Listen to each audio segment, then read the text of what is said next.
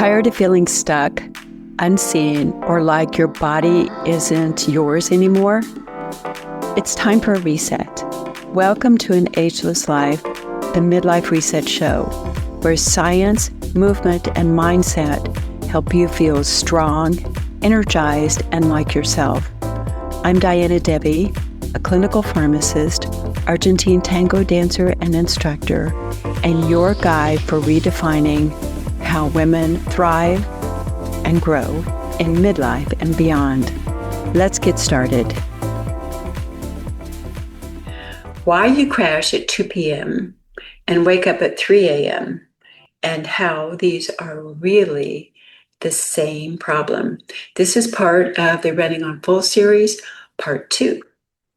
I've been getting a lot of requests to do this episode, and I think it's time to jump into this important topic. And I'm so excited to share this with you in my Diana kind of way.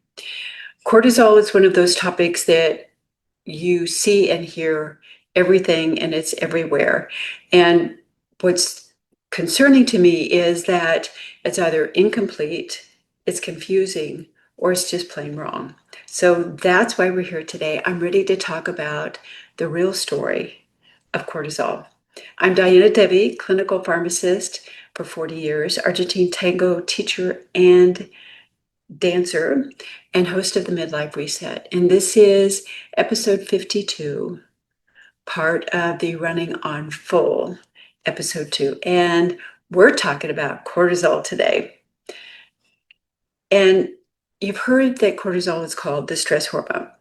And that's true, but it really does a whole lot more than that. And so that's why a lot of what you see is kind of the incomplete story. So in order to understand what it is that happens with cortisol, let's just take a look at how it impacts your body. Cortisol is the built-in alarm system for your body. You can think of it as the timer. It's the fuel management system, and you can think of that as what it does for your metabolism.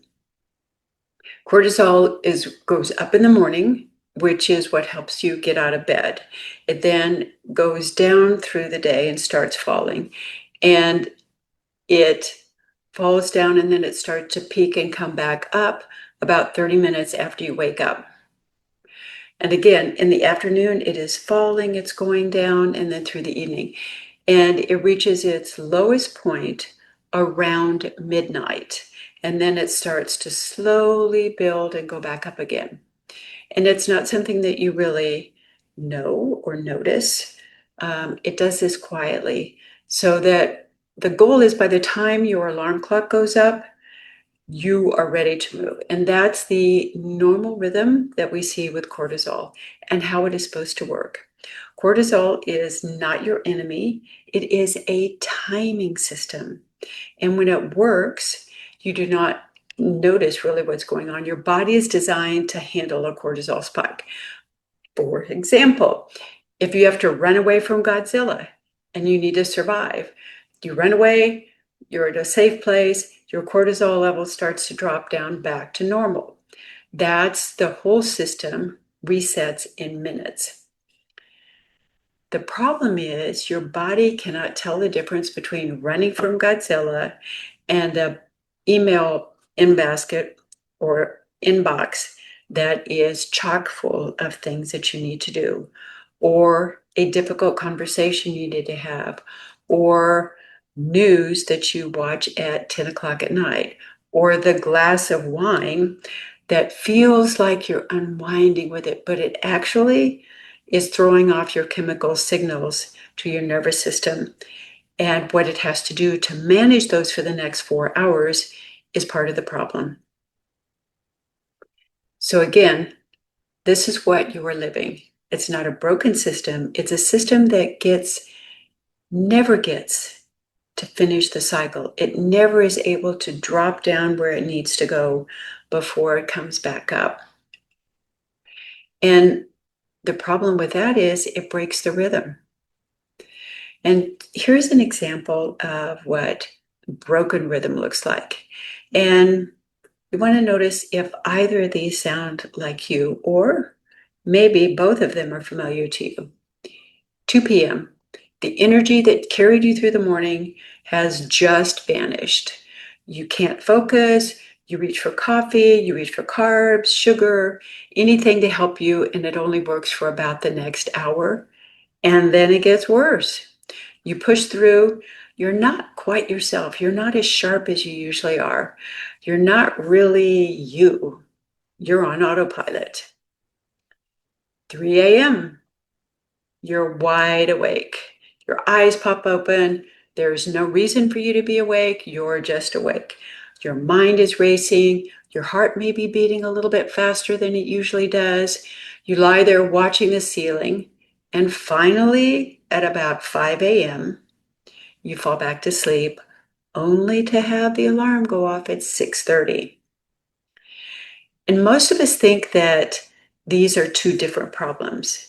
The afternoon food slump, I need a fix to power me through, and the 3 a.m., oh my God, I'm awake and staring at the ceiling, insomnia. But they're the same problem. And it's a rhythm problem with two symptoms.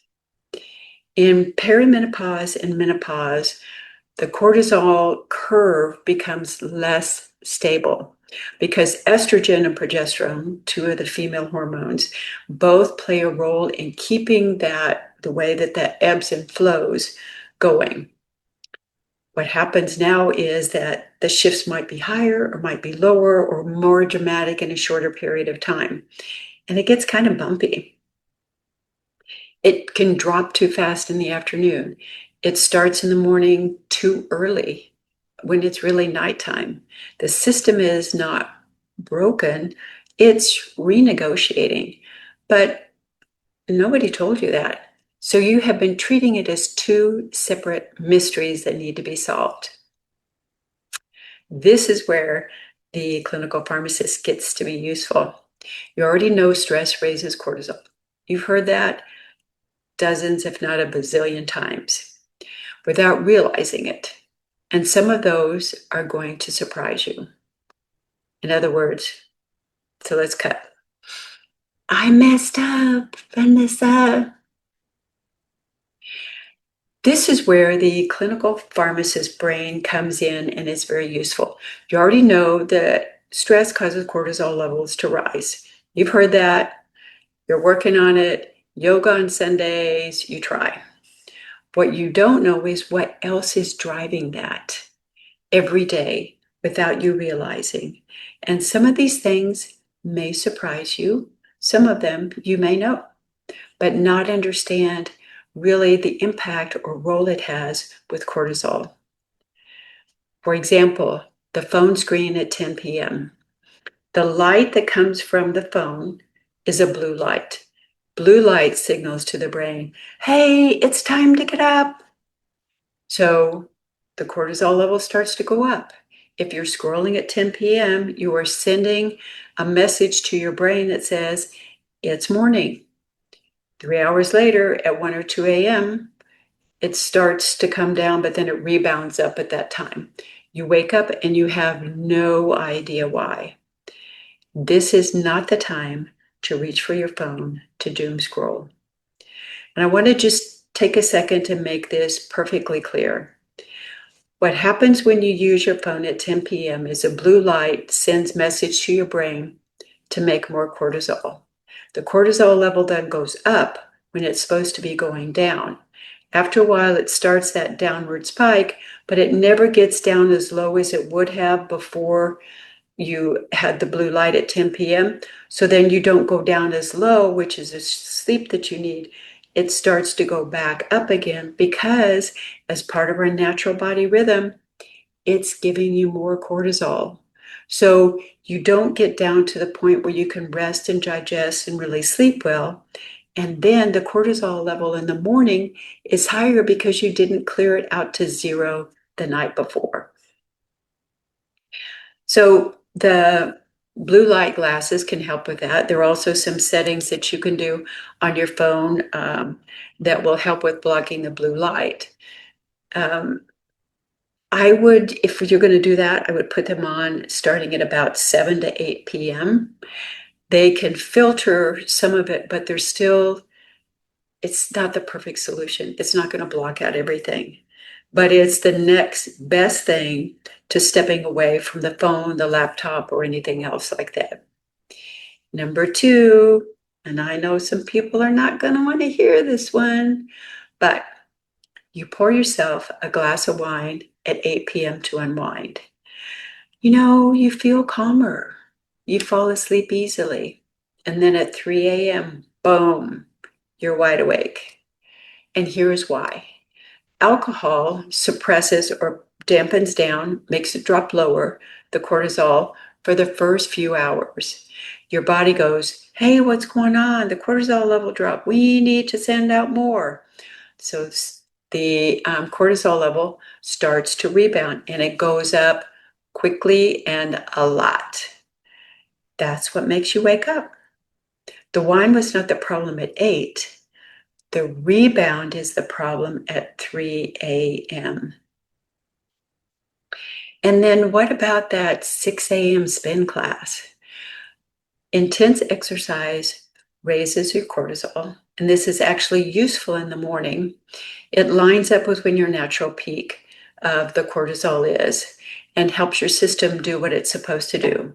But if you are pushing yourself and really hammering yourself at 6 o'clock in the morning on only 4 hours of sleep, you're stacking a cortisol spike on top of a high cortisol level. And that throws even more stuff out of sync. And you really will crash in the afternoon. Your crash will get worse, not better. The next one, a lot of people, again, is one that's not super popular, but I think once you understand the rationale behind it, it makes it easier to think about, maybe this is a good thing to do. And that is the skipped breakfast. So your blood sugar levels drop overnight because you haven't been eating. This is normal. And in the morning, the body needs fuel. If you skip breakfast or eat something light, your blood sugar stays low. The body releases cortisol to compensate for that. It's basically saying, hey, I need more fuel. How does it do that? It gives you more cortisol. It sounds helpful, except for the cortisol level is higher at mid-morning than it should be, which means that the crash is harder in the afternoon. You think you're being disciplined, your body is running on an emergency response. None of these are stress. None of them feel like they should matter. All of them are reshaping your cortisol rhythm every single day. What actually moves it? 3 things. Simple, no supplements required to start. Anchor your morning light. Get outside within 30 minutes of when you wake up. Natural light, even if it's only for 5 minutes. This sets the cortisol clock. It tells the system it's morning. This is when we peak and we fall on a schedule. It is the single most effective reset for the rhythm, and almost nobody is doing it intentionally. 2, create a real wind down. Not a scroll, not news, not a glass of wine is the only transition between work and sleep. The nervous system needs a signal that the day is ending. Dim the lights. Literally, overhead lighting at its brightest at 9 p.m. is a cortisol trigger. Lower the lights, lower the signal, lower the evening cortisol. The 3 a.m. wake up becomes less frequent, not because you fix something, but because you stop breaking it. Novel concept. 3, eat something with protein before you go to bed at night if you're a person who wakes up at 3 a.m. It doesn't have to be a full meal. A small amount of protein with a little bit of fat. I have a client that every night, I've recommended that every night before she goes to bed, she has a tablespoon of some kind of nut butter. It can be peanut butter, almond, cashew, whatever it is. What this does is it stabilizes her blood sugar. I mean, there's no wild fluctuations. And that is one of the triggers for the cortisol, surge to happen. Turkey's another good one. Small pieces of cheese work.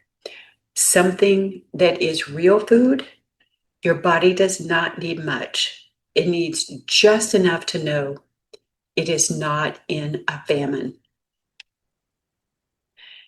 Here is the reframe I want to leave you with. Your cortisol isn't broken. It's doing exactly what it was built to do.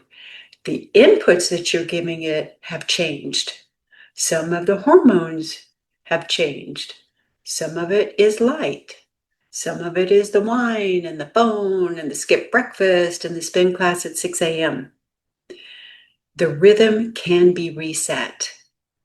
Not overnight, but a lot faster than you think. The 2 p.m. crash and the 3 a.m. wake up are the same conversation. And now you know what it's saying. The next episode, we're going to go into movement and how movement can impact all of this.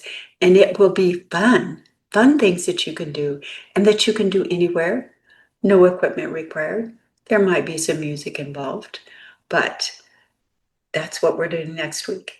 If this landed for you, or you know someone who would like to hear the episode, please share with it.